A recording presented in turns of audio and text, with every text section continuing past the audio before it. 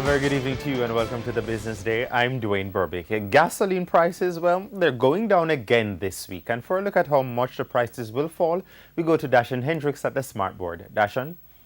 Well, for a second straight week, consumers will be seeing a decline in the price of a fuel all across the board. Petrojam today said it will be cutting the price of both E10 87 and E10 90 gasoline each by 26 cents. It says it will also cut the price of regular diesel by 33 cents and the low sulfur variety by almost $1, going down this week by 99 cents.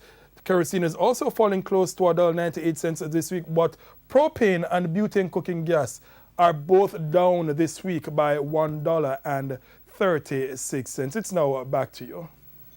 Thanks very much, Dashan. Opposition spokesman on tourism, Dr. Wickham McNeil, has raised concern that the long-talked-about pension scheme for workers in the tourism sector will not be established as promised this year. Dr. McNeil, who is making his contribution to the sectoral debate in Parliament this afternoon, said he's concerned that legislation to establish the scheme is yet to be brought before the House. It was previously set to come to the House in January. We have already missed the January deadline. What? The minister says that he's now going to implement it by September of this year. Oh. We are in April, and I still don't see the legislation to allow for the establishment of the scheme. It does not come to the House.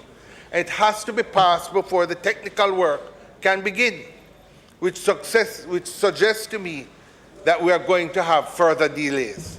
And Mr. Speaker, delays are dangerous.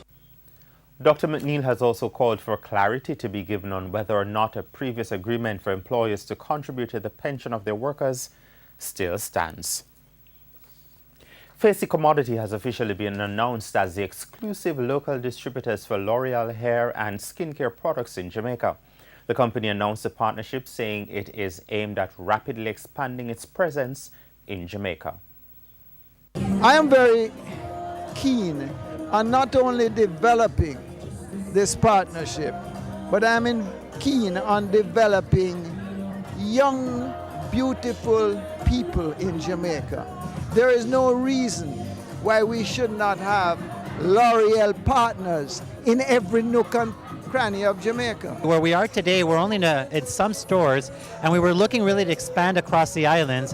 And at the end of the day, we said we want to look for the best. Who are the people who can bring us across the island, but not just have the right distribution, but do it in the L'Oreal way, which is in a passionate way that reflects beauty for every woman.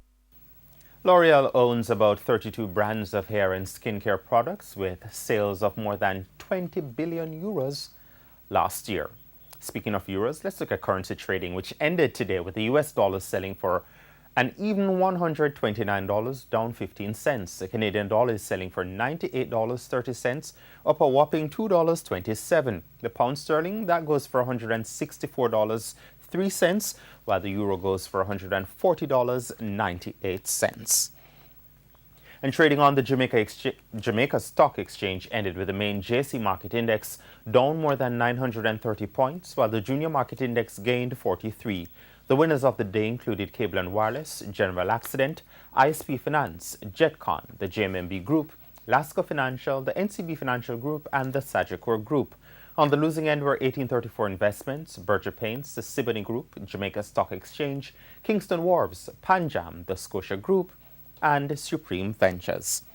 And that's the Business Day. I'm Dwayne Burbick. Good evening.